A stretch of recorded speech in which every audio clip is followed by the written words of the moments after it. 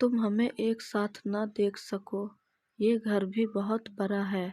इसका तहखाना है, छत है, कई कमरे हैं। फिर तुमने इस दूर दराज पर ये मकान खरीद कर हमारा काम और भी आसान कर दिया था। तुमने मेरे 6 भाई एक एक करके खत्म कर दिया, मगर हमने एतराज न किया। एक के बाद दूसरा चुपचाप उसकी जगह लेता रहा और अब मेरी बारी है। मैं तुमसे आशा करता हूँ कि अब बाकी जिंदगी हम दोनों साथ ही गुजारेंगे। तुम मेरी वफादार रहना। हम सातों भाई तुम पर नजर रखते थे, छुप छुप कर तुम्हारी निगरानी करते थे।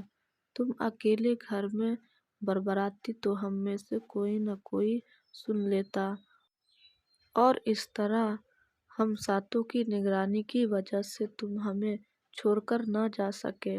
उम्मीद है तुम अब ऐसी कोई हरकत नहीं करेगी। आखिर तुमने ऐसा क्यों किया? मेरा मतलब है, सातों, अंजलि ने पीरी से सवाल किया।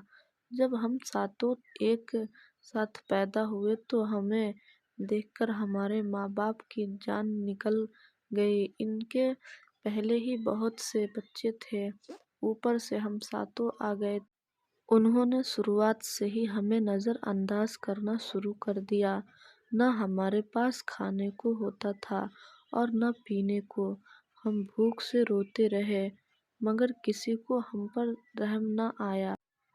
हम जिस घर में रहते थे वहाँ पहले ही बहुत से लोग रहते थे, लेकिन जैसे ही हमने होश संभाला, हम चारों घर से बाहर भाग कर खड़े हुए।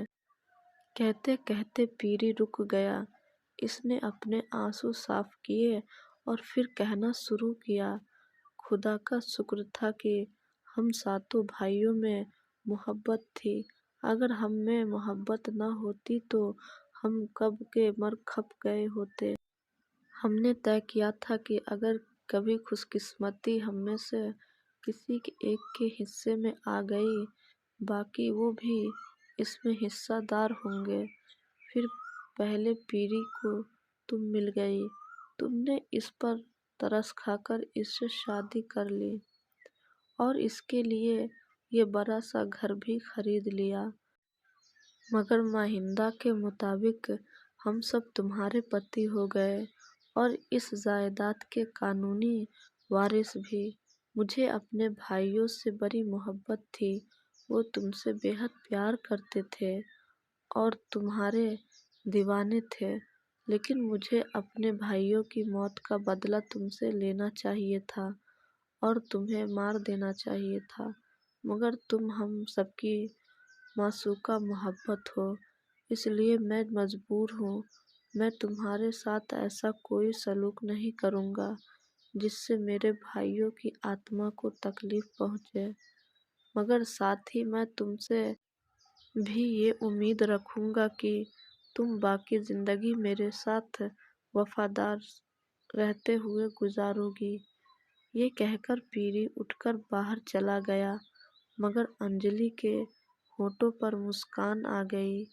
वह फैसला कर चुकी थी कि चौथी पिकनिक का काम जल्द ही करेगी।